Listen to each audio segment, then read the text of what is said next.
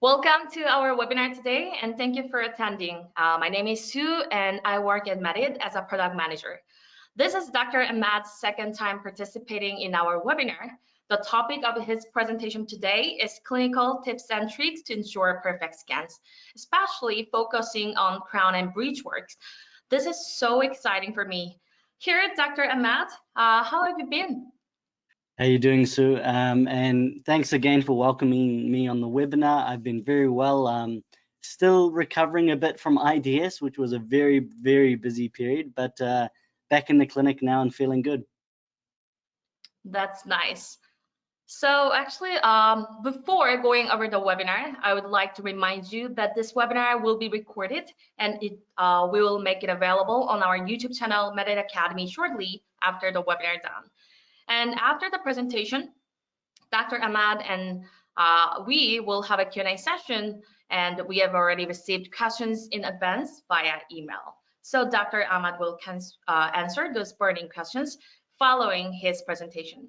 However, if we are unable to answer all your questions today, the replies will be sent to your email address as soon as possible.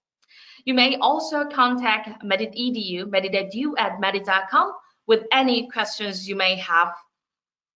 Okay, I'll turn off my camera now, and then so that he can start it. All right, guys, so a big welcome for everyone who is joining us either in the recording or on YouTube. So as Sue said, my name is Dr. Ahmad Al-Hassiny. I'm a general dentist in New Zealand, and today's topic is clinical tips and tricks to ensure perfect scans. So as Sue mentioned, this is my second webinar for Medit, and it's a big honor to be here with you. The first webinar, I focused on the same-day dentistry workflow. And today, really, I want to focus on scanning and what I do in my practice, which I'm here at the moment, day to day, to ensure perfect scans. So a little bit about me. I won't spend too much time on this because those of you who watched webinar number 1 will know a little bit about myself. But basically, I'm a general dentist. I'm still a full-time private practitioner, and I work alongside my father and my brother. So we own and operate over 30 dental chairs in Wellington, New Zealand. We have quite a big kind of family business. And as mentioned, I'm still a full-time private practitioner. I'm on the tools every single day. And yeah, it's just been a blast seeing how much the industry and dentistry has changed in the past 7 years. So we were early adopters of CAD/CAM in our practice. This is a picture of our lab. And we got involved into CAD/CAM quite early on. So my father really pioneered scanning really in this country as one of the first users of intraoral scanner. And that was back in the E4D days. And now it's a key part of everything we do. And that has led to a lot of different opportunities, which I'm very thankful for, like the Institute of Digital Dentistry, which I set up as basically an education hub for unbiased digital dentistry information. So back in January 2019, this was the first Medit scanner that we got. This was the i500, and it was actually one of the first in the country. And you know, nowadays we have all these different Medit scanners, and it's been quite an incredible journey, I believe, for Medit over the past 4 or 5 years. So what I really realized is that, you know, even in my practice, you can use a Medit scanner for pretty much anything. I've used a Medit scanner for same-day dentistry. I've used it for a single-day crown, full arch impressions, digital impressions, of course, just standard study models, orthodontic models, night guards, implants. And, you know, you hear this time and time again. You always see examples like this that people show on their presentations about the full digital workflow and how well it works. So this is an example of full mouth rehab I did, and it was never using impression material at all. And this is another example, and this is taken straight from the Medit software, and this was a case I completed just a few weeks ago, actually, of a full mouth rehab, all scanned with a Medit i700, and all restorations were fitted. And really the key of today, what I really want to get across is as many clinical tips as possible of what I do day to day in my practice. You know, how do you get these scans? Because that's really the key. And that leads us to this slide. You know, how do you take the perfect scans? What is an intraoral scanner is probably the first question we need to ask ourselves to be able to answer this. And the reason why I bring this up is it's not like a philosophical question, is we just need to appreciate that an intraoral scanner is a camera in essence. That's the easy, simplified way to think about it. An intraoral scanner is a camera, and what this camera does is it basically shoots light. Okay, so it shoots light in some form, and this light reflects off the tissues that you are trying to scan. And as you can see in this video, the light is constantly flickering on and off. And this is captured by a sensor in the intraoral scanner.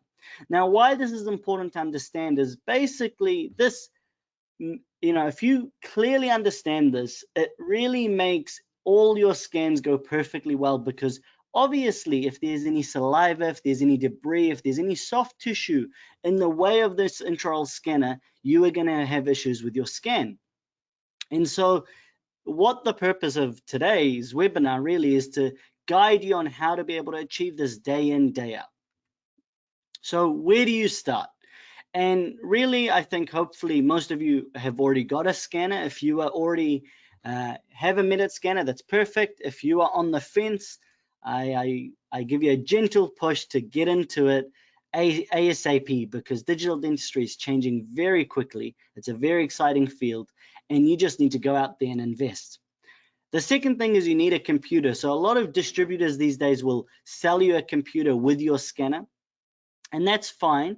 Those of you who may not be getting a computer with their scanner, the really key part of ensuring you can get good scans, and I know this may sound self-explanatory, is just make sure that the computer specs are correct.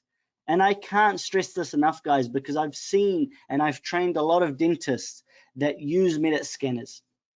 And the thing about a Medit scanner, because it relies on the user to buy the right computer hardware, you need to make sure that your computer is good enough to run the scanner. Otherwise, you're going to have issues. If the hardware is working against you from the start, you are going to have so many issues with your scans. Laggy, crashing, all these problems. So from the start, you need to make sure that you meet the system requirements. And Medit is one of the only scanner companies on the entire market that is actually usable with Mac. And from what I understand from Mac users, it's an even better user experience.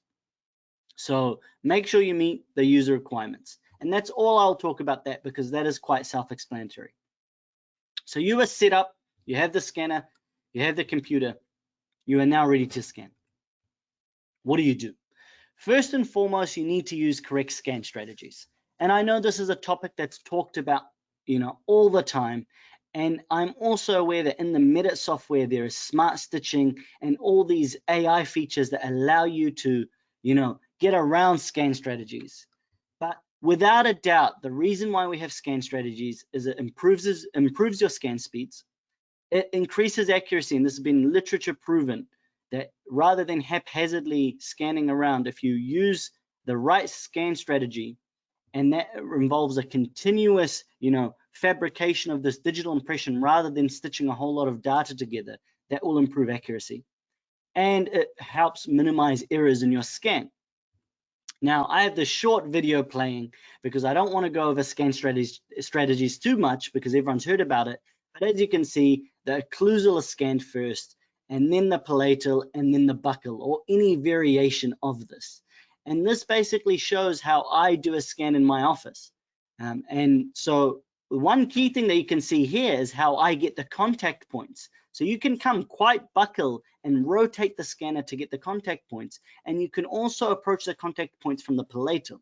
So I'll just play this once again for you. You start on the occlusal, go all the way to the other side, make sure you capture the incisal edges, rotate, capture all the palatal surfaces, rotate, capture all the buccal surfaces. And you want to practice this as much as possible so that you can do this in one pass. You don't want to start and stop too much. And then you can see here my technique to get the occlusal contacts. It's really important to realize, this is tip number one really, is that when you do your scanning strategy, a lot of people get really caught up in capturing every single bit of data on their first pass. And that's not actually what you're supposed to do. I recommend you scan overall, you follow the strategy, occlusal, buccal, palatal, and then you go back and fill in the areas that you need to. And typically the areas that you need to fill are around the contact areas, for example, around your preparation. Now you will see that is a full arch scan. You can also equally do a quadrant scan, and I will leave this for you and your lab to discuss. I personally use a lot of quadrant scanning in my same-day dentistry, but I am designing and I am milling the crowns. So I would recommend you discuss that with your lab about what they would prefer. But without a doubt, quadrant scanning does work, especially for a single unit. Anything beyond, 3 to 4 units or a bridge, I would be taking a full arch scan regardless. And I'll just play this again. And so you do your occlusal scan, you rotate, do your palatal scan, rotate, get your buccal scan, and notice how I go back and I tilt the scanner to get these interproximal contact areas. And you can also approach it from the buccal as I showed you, because in a patient's mouth, you can't always lift the scanner up like that, because obviously their mandible is in the way or their maxilla is in the way. So oftentimes I go 90 degrees basically from the side of the cheek and I rotate that way. The other thing to realize and be comfortable with, guys, is rotation of your hand when holding the scanner. That's a really, really key skill to learn, because I find too many people are not comfortable, rotating from the buccal and the palatal in a smooth motion. The last thing that you will notice is that how fast this is. And this is the reality of intraoral scanning and how many benefits it provides for you, in that you really can move this fast to take a scan. The other thing I notice a lot of dentists doing is that they're moving too slow. And again, practice makes perfect. Practice as much as you can, and that's how you're going to master the skill. So now you need to do a bite scan. Now the bite scan is an interesting thing because a lot of users struggle with this, and I know Medit has invested a lot of time and money into their AI, and they've even released an occlusion app just to help users with this. So the bite scan is very straightforward. You get the patient to bite down, and you really need to check this part, guys. Especially, for single units, is very simple. My recommendation, how you take a bite scan, there's two methods. You either tell the patient to open, move the scanner into the patient's cheek, and then tell them to bite down, and then start the scan and take your bite registration. I don't really like that technique much because I feel like it's quite hard for the patient to bite naturally when a scanner is in their cheek. So what I prefer to do, tell the patient to bite down, and if they're numb, you need to be aware that also makes it quite tricky. So the words I like to tell the patient is, make sure you're biting very hard on your back teeth. Bite on your back teeth very hard. They bite down, I retract the cheek with my fingers or a mirror, I check that they're biting properly, and then I will move the scanner into position. Note, the scanner is not turned on. I never turn on the scanner, meaning start scanning, outside the mouth. I always move it into position and then start the scanning process. And where you want to start is typically, somewhere around the molars. It's not really that, you don't have to overthink this too much, guys. So start somewhere around the distal molars, and you want the scanner to be 90 degrees to the occlusal plane, facing the occlusal plane directly. And then you basically, in a zigzag motion, up and down, capture data of the top arch and the bottom arch. And the Medit is very good at showing you when that has been captured and that it has aligned the two scans. So then the question becomes, what can go wrong? Because a lot of people have issues with bites and with scanning. And frankly, guys, there's been a lot of literature on the accuracy of intraoral scanners, and it's been well established both anecdotally by clinicians using them every day, but also by the literature, that the most significant factor causing inaccurate scans is operator error. I hate to say this because we like to blame the technology or the software, but a lot of the time it is the operator. You need to actually analyze your scans. You need to take the scan correctly. You need to make sure the patient's biting correctly.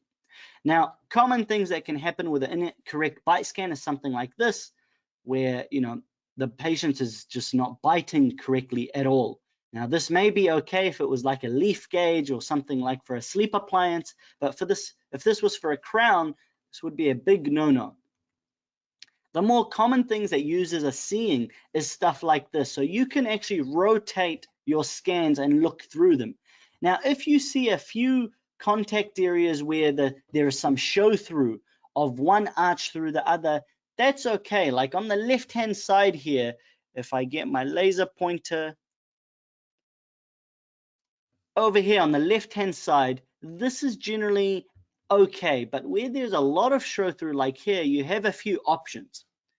You can either take another bite scan, so you would delete that bite scan and then redo it and then check this area again.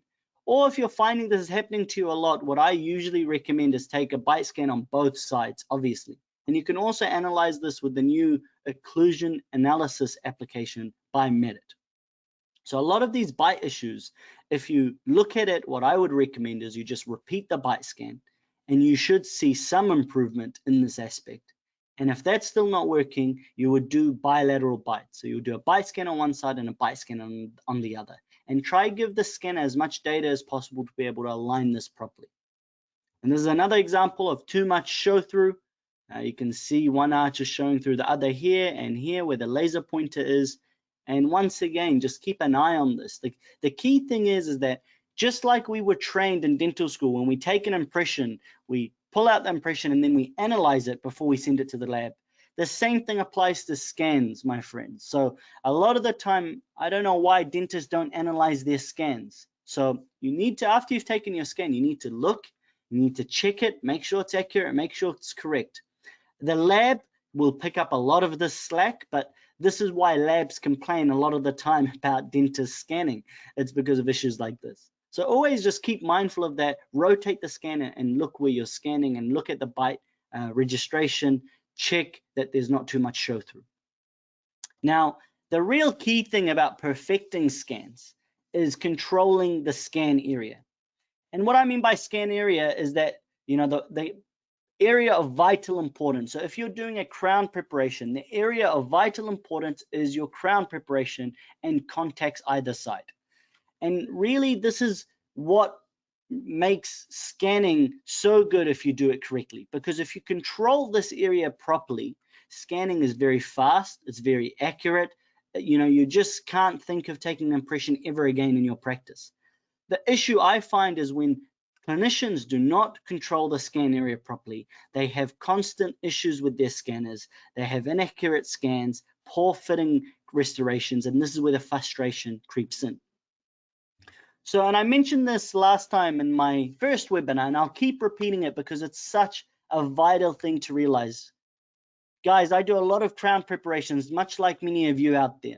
Every day I'm minimum prepping 1 or 2 crowns. Every single crown preparation, I am placing retraction cord. Every single one. Now, I know there are some, few instances where the preparation margins circumferentially are supragingival, but these are very rare. I know these days we don't place our margin at the gum line, but even when you break the contact and oftentimes there's a deep filling or some decay, most of the time in the interproximal areas, your margin line is equi or subgingival. That's just the way it is. And if you try to scan that without any soft tissue control, you're going to run into issues. Okay, because the soft tissue is going to blend with your margin line, and this is where you're going to have inaccuracies. So in my opinion, soft tissue control is probably the #1 thing to really master. And what I mean by that is good retraction of the gingival tissue around your preparation. And there's many different ways of doing this: retraction cord, retraction paste, gingival troughing. I'll be honest, guys, I don't get too fancy. I just use retraction cord. 99% of my cases is just retraction cord. And I'll use quite a large retraction cord. I reflect in my career. When I first started placing retraction cord, I wasn't too confident. So I would use the smallest cord available because that was easy to pack. But the thing is, that doesn't really displace the tissue much. So these days, oftentimes I'm going straight to a #2 or a #1, especially for molars. Posterior teeth, the gingival sulcus is quite large. And with the topic of placing retraction cord, what I would do is I will, for instance, in this case, place one retraction cord and then check with a mirror. If all the soft tissue is displaced successfully from the tooth, then I will proceed to scan. If some of the soft tissue is still, flopped over the margin, I don't start scanning. What I do is place another retraction cord of equal size or smaller size. It really doesn't matter. Okay, I will place another retraction cord and I will cut that retraction cord in half, so I need to place it in the areas where the tissue is flopped over my preparation. And then I'll check again, and then I'll place another retraction cord if I have to. Now, it's very rare for me to have to place more than 1 to 2 retraction cords, but in some instances where it's just very flappy tissue, I will, and I'll keep placing retraction cord until the soft tissue is no longer overlapping on my tooth preparation, because if it is, we're going to have an issue with the scan. The scanner cannot scan around gums. It's not like impression material where we used to have it in a syringe and squirt it past the gingiva and past the tooth preparation. It's not like that. A scanner is just a camera and it will just pick up what you can see. The other benefit about retraction cord, and I'll get onto this in a few slides, is it also helps you control bleeding and crevicular fluid. So I routinely place retraction cord like this. The other thing about soft tissue management, and I see many clinicians making this mistake, is it also includes the cheeks and the tongue. So if you're scanning on the mandible, you need to control the tongue, and if you're scanning on the maxilla, you need to control the cheeks. Okay, so mandible, cheeks and tongue, maxilla, cheeks. And what I mean by that is this picture is of me and my DA, Blanche. She's an amazing DA, working together. And what you can see is that I'm scanning, and what's she doing here? So she is retracting. And this is one thing that I don't understand why dentists don't train their DAs to be more familiar with the whole scanning process so that they can retract with you and they follow your scan and help retract the soft tissues. And you can see with my hand, I'm also retracting. So I'm retracting the one side, she's retracting the other side, and it just makes scanning so easy. The reason why scanning a model of teeth is so easy, guys, is there's no cheeks to battle with. If you displace the tissues very well and retract the cheeks, scanning is incredibly fast and easy. But the issue is I find too many clinicians trying to scan with no soft tissue retraction at all. And that brings us up to another point about what's your dental assistant's role in all of this. And so for a starter, you can train your dental assistant to set up the scanner, switch it on, get them familiar with the software, adding case details, calibration and maintenance. During scanning, it's vital to get them on board with, if they have a triplex on their side or an air syringe, they can dry the area. They can also help retract the cheeks, retract the tongue. Suction when necessary is critical, because if there's a lot of fluid, that's going to be an issue, and we'll talk about that in a second. And also cleaning the scanner. And realistically, you should also train your DA to be able to scan independently, because this opens up a number of different workflows for you, even for basic things like just a sports mouth guard or something like that. So I spoke about it prior, and I'll repeat it. First, you need to control the soft tissue. The other key way clinically to master your scans is to control the liquids. And the liquids are basically blood, saliva, and crevicular fluid. Now, saliva is straightforward. You need to have suction in there. Some people salivate a lot, some people don't. In the mandible, you have to control saliva a lot more. You all know this. So make sure you have someone, either you suctioning or your DA. But you need to make sure you suction the area, and more importantly, especially around key sites like a crown preparation, you need to make sure you use your XXX and air dry this area very well, okay? Because a scanner is a camera. It's going to shoot light, and if there's any water droplets or anything like that in the area, that's going to cause an issue with the scan. So in areas that are very critical, like crown preparations, like implant scan bodies, they need to be dry. If you're just scanning for something like a sports mouth guard, usually you don't have to dry every single tooth, but it does depend patient on patient. We all know some patients come in and they have this thick, frothy saliva everywhere. Obviously, you need to dry that. Others, they don't really have much saliva, even just walking around. And in those cases, you can just scan that immediately. But regardless, if it's a crown preparation, you have to dry it very thoroughly. Look how dry this looks. And this is going to make the scan very easy. I mentioned it before, you need to control bleeding and crevicular fluid. And one of the ways I do that is just by retraction cord soaked in hemostatic agent, and it helps a lot. And you can scan the deepest of tooth preparations. This idea that you can't scan deep preparations is basically founded on nothing. The only reason people say we can't scan deep tooth preparations is because they find it very difficult to control the gingiva, because the deeper you get, the larger the kind of this big piece of gingiva that's covering the prep, and you have to deal with bleeding a lot more. Now, for me, if I have a deep preparation, I will control the gingiva by either lasering it or cutting it away with a thermocut burr, and not aggressively, just the parts that are overlapping my prep. Then it comes to controlling bleeding and crevicular fluid.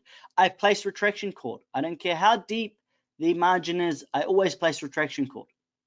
And one trick with placing retraction cord that I like to do is I pack around the contacts first, and I will pack one end of the retraction cord over here, and then I will go all the way around and pack the deepest end last, so the rest of the cord is secure.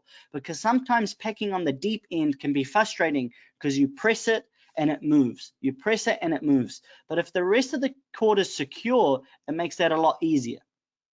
The other thing, once I pack my cord, if there's still bleeding, I will pack a hemostatic pellet there and leave it for 5 minutes or so, and then check. If it's still bleeding, I will use hemostatic agent. And then if it's still bleeding, I will use a laser to cauterize. Now, I very seldom need to use a laser, guys. So don't feel like you have to use a laser every prep. 90% of my cases just use retraction cord and hemostatic pellets when needed. 19, maybe 95% of my cases. So really that's the key, just control the bleeding, crevicular fluid, and saliva.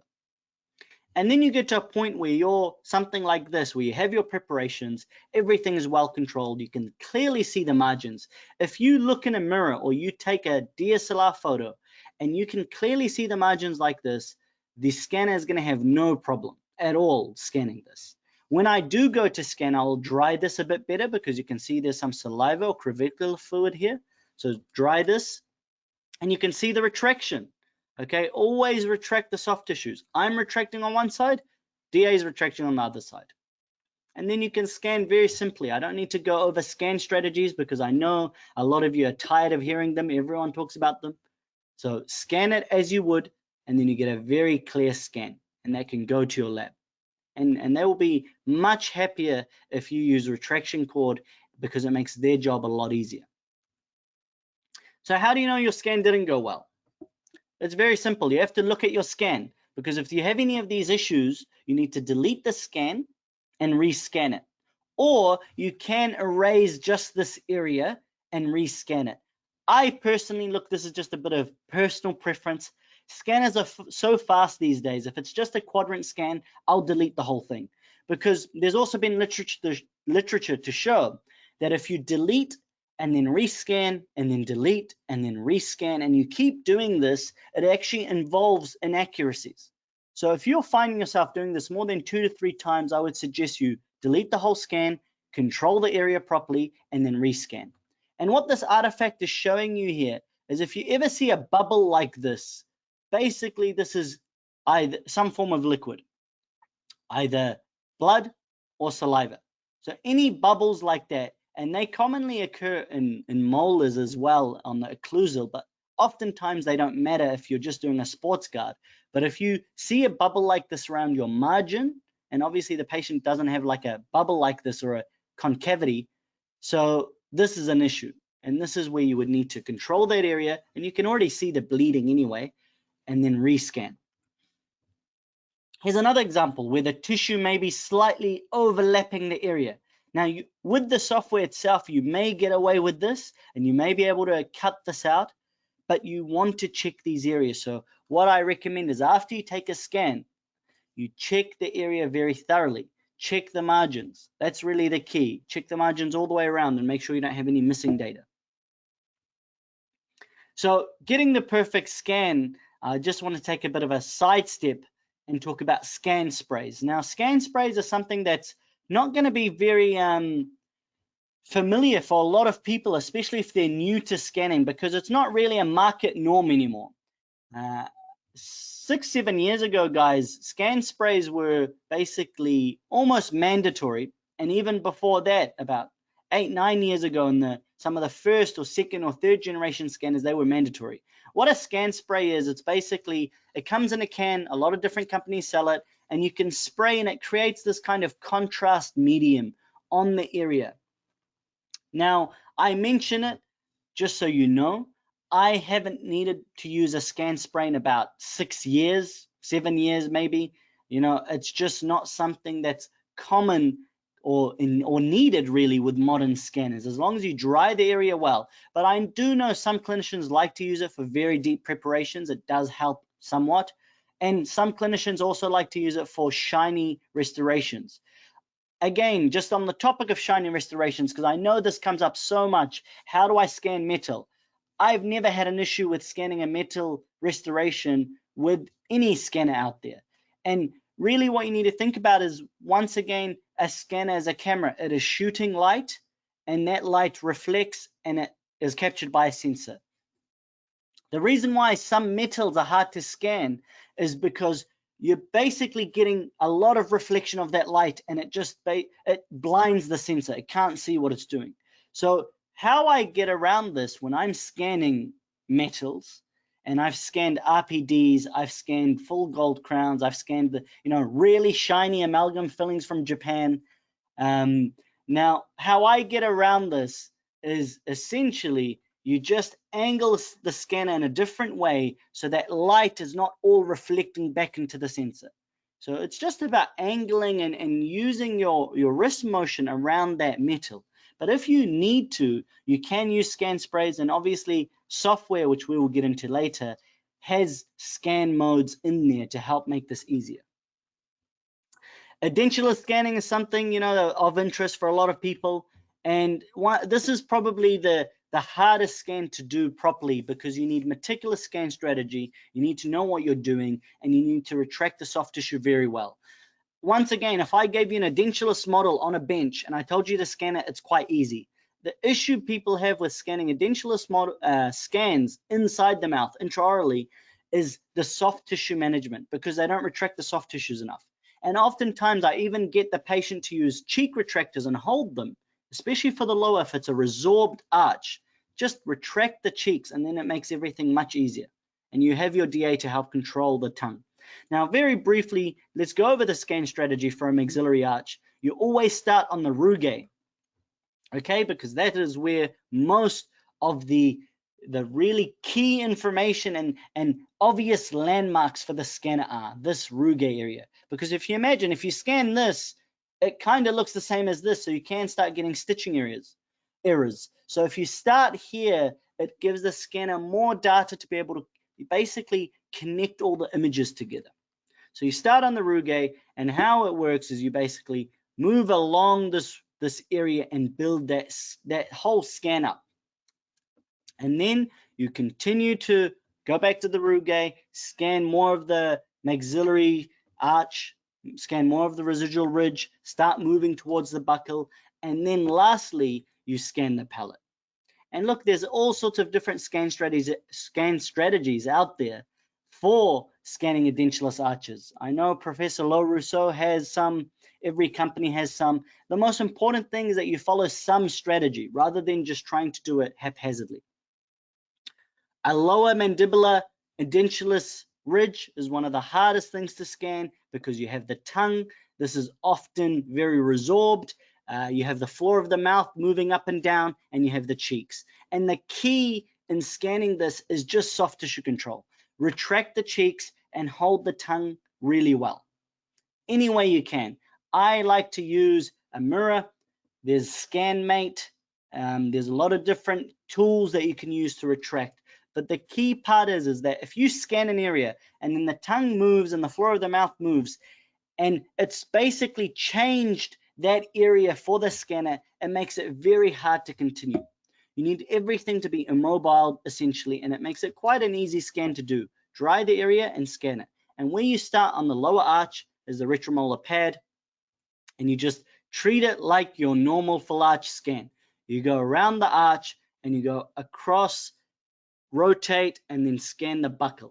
Oftentimes these ridges are so resorbed, you scan the buccal and the occlusal in one pass. You don't need to do occlusal, buccal, and then lingual. Oftentimes after you've just done 2 passes, you scan the whole ridge, again because it's often very resorbed. A common question is bite registration for the edentulous patient. How do I do it? And the answer is you need some sort of bite rim or old denture or something like that. You know, if you have a patient who just comes in with no dentures, no bite rim, and they're completely edentulous, you're going to have to send it to the lab to make something to capture that bite. And Medit software has incredible features for scanning dentures, and they even explain it to you right there in the software. And how you do this, how you scan a denture on the Medit software, is you start in the intellior surface of the denture. And why you do that is because that is the rough surface. You don't want to start on the outside surface, which is usually highly polished. And so you scan the entire intellior, as you can see there. And note, you are scanning this outside the mouth because obviously you're scanning the fitting surface.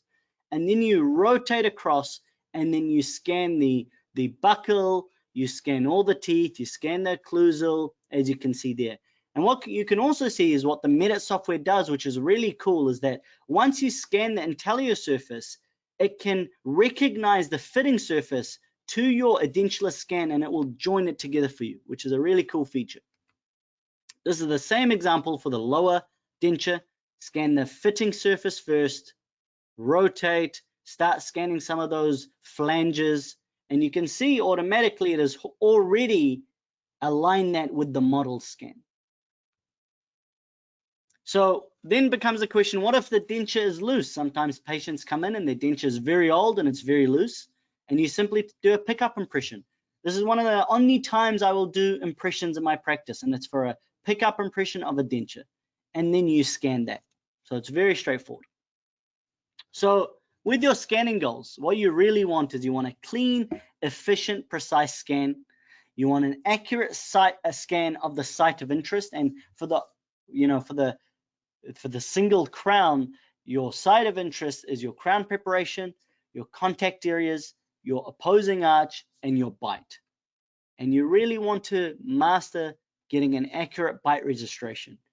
And the easiest way to do that is just check your bite registration. And if it looks wrong, delete it. If the bite registration does not look like what's in the patient's mouth, delete it and redo it.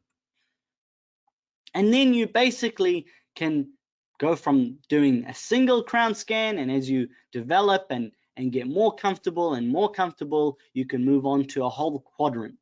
And everything from a quadrant to implants to full arch implants, this is all doable with scanners these days. A common question I get asked is, what is your tooth preparation set? And honestly, guys, you can use whatever you like. That's just the reality. I like these crown preparation sets. I mean, this one's from Comet, and it's a ceramic crown prep set.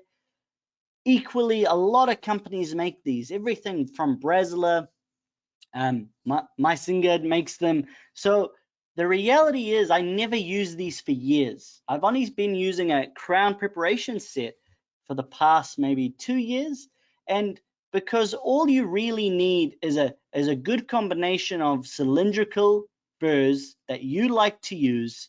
And usually what I like to do is do my bulk reduction with a green or a black, and then polish it with a red. That's all I do. I don't like to get too fancy. One of my favorite burs, I will say, and I will put this in every crown prep set, is this KS6 diamond burr. Now this looks very chunky, and that's why I like it. This is an excellent burr for occlusal reduction and also your buccal and lingual shoulders or chamfers. And the reason why it's so good is that the larger the burr, the less likely you are to slip or damage a preparation shoulder or chamfer that you've already created.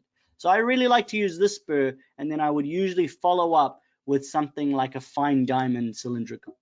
And that's basically it. I really don't get fancy. The only other thing I would mention is magnification is a must. I think that goes without saying. We all use magnification these days, or I hope. And electric handpiece, it's something that I've only been using in the past couple of years, and I can highly recommend them. If you've got an extra bit of money and you want to make your life easier, electric handpieces are amazing. It just feels so much better than an air turbine, and I would be using those for my crown preps daily. The other thing about crown preparation, the interesting thing about scanners and what's been shown by literature is that a scanner will literally make your preps better. Because the reality is, guys, we all started somewhere. This is a preparation that I scanned a while ago, and obviously it doesn't look too nice. It looks a bit rough. The margins aren't too clear. And when you look at that and you've scanned that and you analyze your scans, it gives you immediate feedback about your performance. And you'll never get this feedback with an impression. And slowly, with that constant feedback every day, you just get better and better. And you will just improve your scans naturally because you can see the areas where you didn't do too well. So analyze your scans and take a mental note of how to improve for the next time. Maybe your shoulder wasn't very smooth. Oftentimes I see shoulders that are a bit jagged. That's not ideal. And slowly, like I mentioned, just with this constant feedback, without a doubt, if you take your time and really think about your preparation, you will get better with time. Lastly, and I won't spend too much time on this because you can spend a whole day teaching Medit software, but you need to learn the software, guys. A lot of people, I hope, when they buy from their distributors, they are getting a good onboarding process. But if you're not, you need to either go on to the Medit education website and go learn it because they have an excellent list of videos about their software, or there's a lot of different educators out there. Shameless plug, I educate on Medit software, but really the key is to understand how to harness the software because it's very powerful. Little things like how to use the trimming tools, when to use the trimming tools, why you may need to use them, why not. There's other analysis tools. I don't use every single tool in every crown preparation, but some of them are very useful, like when you're doing prep analysis, if you want to make sure you've done enough occlusal reduction. The other thing is margin lines. This is very useful for your lab. And you're the dentist who is looking at the preparation, you probably have a better idea of where the margin line is, especially if you're sending STL files, which are black and white, monochrome. And so it makes it quite harder to marginate accurately when it's a monochrome model. Labs are very good at it because they do it all day, every day, but this can help a lot. Other tools like controlling scan depth. Medit is one of the few scanners on the market that allows you to control this. And so you can go from 12 millimeters to 23 millimeters in scan depth. And that's understanding why you may need to use a larger scan depth. For example, post preparation. Not many people do those, but sometimes you need to. Or if you're scanning implants and the scan bodies are very high, it's sometimes useful. Why do you want to lower the scan depth if you find you're capturing a lot of soft tissue and it's frustrating? There's also these tools down here. A lot of these are very useful. You can scan impressions, you can scan metals, you can control how aggressive the AI is. There's color filtering. These are all very useful tools that you should have in your arsenal. And last but not least, everyone knows how amazing the Medit apps are, and they keep releasing them. They just released a occlusion analyzer app and a dedicated margin lines app. And so these are all tools that you really need to learn, and you're getting them for free with your Medit scanner, so why wouldn't you? Now they have Medit splints, they have Medit design, Ortho Simulator. There's so many tools out there for you, and there's more coming in the future. I can't say much now, but it's one of those things that you really want to spend some time mastering the software because it's not just about the scanner. And speaking on that, that's basically the end, my friends. Shameless plug, I do run the Institute of Digital Dentistry, and we have an online academy. Because I'm placed in New Zealand, this is where I live, it's geographically isolated. So I've developed an entire online library with over 80 hours of CPD now, and that just goes over everything, because in my practice we do everything from single crowns to full mouth rehab to full arch implants and everything in between. So anyone who's interested in learning a little bit more and wants to take it to the next level, I recommend you scan that QR code. And that's everything for this webinar. Thanks so much everyone for watching and listening. And now I welcome any questions.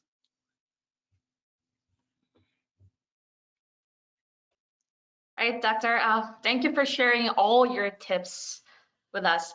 And I'm pretty much sure that users enjoyed it, and it will make their work more precise and simpler after watching this webinar.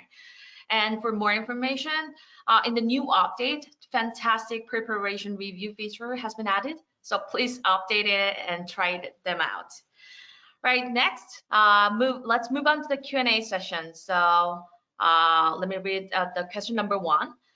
Sometimes the occlusal contact points of the crown are too high. It happens randomly. Can I get some advice to solve this? Okay, so if you scan a crown and you get a crown back and the occlusal contacts are too high, meaning that the crown is high, there's one of two reasons. Either when your lab designed it or milled it or produced it, it was too high, or when you scanned it, the bite registration is inaccurate. It's only one of those two reasons. So I do a lot of same-day dentistry, so I do the design and milling in-house. And I know sometimes you're in a rush and you design the crown, and sometimes it's a little too high. So it can happen on the design side. You can't control the design side, I assume, because you're sending to a lab. So what I would suggest you do from your side is make sure your bite registration is accurate, and you need to check that. And commonly what can happen is if the bite registration isn't accurate and you're getting this overlap, the lab may manually adjust this. And then this is where you can get some occlusal issues with your restorations. One way to figure out, if you ever get an open contact or a high occlusion or something like that with your crowns, one way to figure out if it's your scan or the lab is to ask the lab to print you models from the scans they designed on. So if they print you models and the crown fits perfectly on the models, then you can't blame the lab. It is your scan, because your scan didn't match what was in the patient's mouth. If you place the models and you place this restoration and everything looks perfect, you know, again, your scan is the issue. If on the model, the crown doesn't fit properly, either open contact or it's high on the models, then you know maybe it was a design or milling fault. So that's how I would check. And definitely any occlusal issues, you need to check the bite registration. All right, next question. How many units of the bridge you're working on? I'm not sure I quite understand that, but if you mean how many units have I scanned, I've scanned everything from like a 4 unit. I mean, that's probably the maximum I would do for a bridge anyway, because anything more than that, I'm usually thinking implants or something else. But yeah, look, I'm not quite sure what the question exactly is asking for, but I will say this: scanners confidently can scan anything. Okay, the only thing that you need to think carefully about is full arch implants, and this is where scan gauges come in and photogrammetry. But for dentate scans, if you have teeth and gums, confidently I've scanned pretty much anything and had great results. I see. And question number 3, it is too difficult to scan soft tissue between implants. When I'm scanning the emergence profile, it just literally stops, like lose focus and can't stop anymore. Just like the image this user sent, and any tips? Yeah, so this user sent this image about how hard it is to scan the implants, and this is basically the first step of implant scanning. Before you place the scan bodies, you have to take off the healing caps and then scan the emergence. Now, I see a lot of issues with this scan, and I think this is why the user is having some difficulties. So I see a lot of artifacts here, and a lot of basically what looks like the cheek or maybe some gloves, but this is all causing the scanner to have issues, frankly, because the more artifacts you have here, the harder it's going to be to continue the scan. You also have some of the artifacts here. I'm not sure if this is the floor of the mouth or the tongue, but to answer the user, I've used Medit and basically every scanner to scan multiple implants, to scan implant bridges, and I can guarantee you, if you just control the soft tissue very well, just control the soft tissue very well and get it immobilized so it's not constantly moving. Place your scanner in the right area, start the scan and move in a very smooth, consistent motion across this area, you will not have an issue. If you are having an issue, I need to check your software because there's some things like sometimes your associates play with the scanner and you don't have the right scan depth setting or you don't have the right AI setting. I see maybe this is a screenshot and the user looks like they may be in the right AI setting. But these are all factors I would check. In terms of scanning the area in between in this part, I've never had an issue, frankly, of scanning this area between two implants. If you're finding while you're scanning it's deleting areas automatically, I would basically turn off the AI and be a little bit more aggressive with that. But as long as you keep the scanner at a certain vertical height over this area, and that's consistent, you're not moving up and down a lot, you shouldn't have an issue scanning this. All right. So doctor, just quick question. So actually there is a scan filtering option to literally filter the unnecessary soft tissue at the bottom of the scan software. And the default option is the second one. So do you switch it for, depending on the cases? I personally, I control most of the soft tissue clinically. So I don't like to play around with the software too much. I like to have one setting that I like and I just use it and I don't spend time every case changing the software. Be aware, guys, that this software is there to help you. If you find it's beneficial for you, and in some difficult cases it can be, then this is the button that Sue was mentioning. It's a little cut off, but down here, and I mentioned it previously in the webinar, this is where you can control the AI. And so I just keep it at 2 for the vast majority of indications. All right, thank you for answering. Right, go to the next question. Does the laptop have to be plugged into a power adapter while doing scanning, even if it's at 100% battery? This is a great question. And the short answer is yes. I actually had this, I ran a hands-on course with Medit scanners a year or two ago, and I had one attendee come and tell me the scanner's so laggy, there's so many issues. And when I showed her, when she showed me how she was scanning, it wasn't plugged into the wall socket. Why this is an issue, even if your battery is 100%, is that most laptops, if they're not plugged into power, they're not using 100% of their GPU, the graphics card. So basically, if you're not plugged into the power socket, you're not using the full performance of your laptop, which will be a big problem for these softwares, which are not super high demanding, but they do require power. So always, always, always have your laptop plugged in. The only exception to this is, from my understanding, Mac, which seems to just, it seems to Right, have a lot of advantages over Windows, but that's a different story. right. They use this kind of different like processor. Exactly. Right, go to the next question. I just found some little scratches on the edge of the T mirror. Does that affect the scanning speed or accuracy? Depends how severe the scratches are and how many there are. A lot of the time, minor scratches on the scan mirror. I mean, the easiest way to tell this is that when you're taking a scan, you usually can see that scan window of what the scanner is seeing, and then you have your digital impression.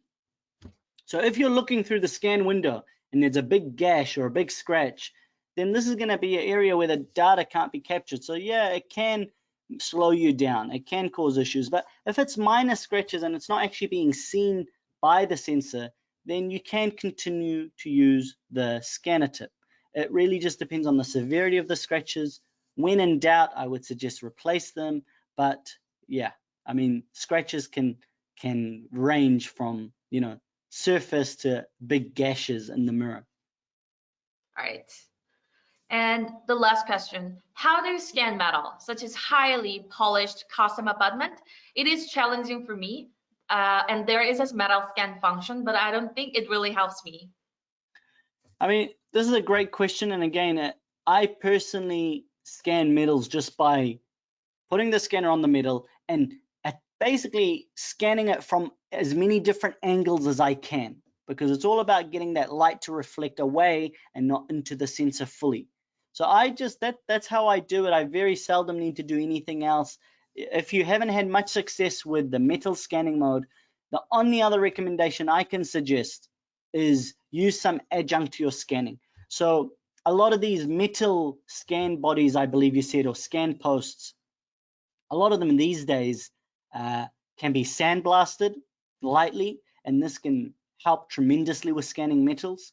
The other thing you can do is just use some scan spray, or even something like Occlude, which is the green spray for dentures, anything like that that's not going to create a very thick film, because you don't want to disrupt the geometry of the scan body or scan post, but you just want something that's going to go on the metal and prevent so much reflection.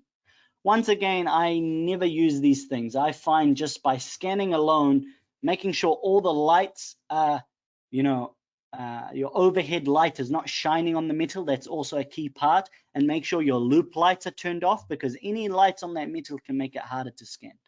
But just try tackle it from different angles all around that metal, and I find that works. And if that doesn't work for you, use a scan spray. All right, thank you for answering all those questions. That's all. All right, so let's wrap things up here. You'll be able to watch this webinar after we've completed on our Medit online training platform or YouTube Academy, Medit Academy. And I would appreciate your feedback. And if you have any questions or any feedback, please contact meditedu at medit.com, meditedu at medit.com. And thanks for being here, Dr. Ahmad. Thanks so much for having me. It's a real honor again to be invited to this webinar series. I do enjoy it. I like teaching about what I love, which is digital dentistry. And thanks to all of you for watching and listening. And I hope you got something out of it. Just leave your comments or reach out to the Medit team if you have any questions, and I'll be happy to help. But thanks a lot, guys. Take care. Take care. Bye. See you later.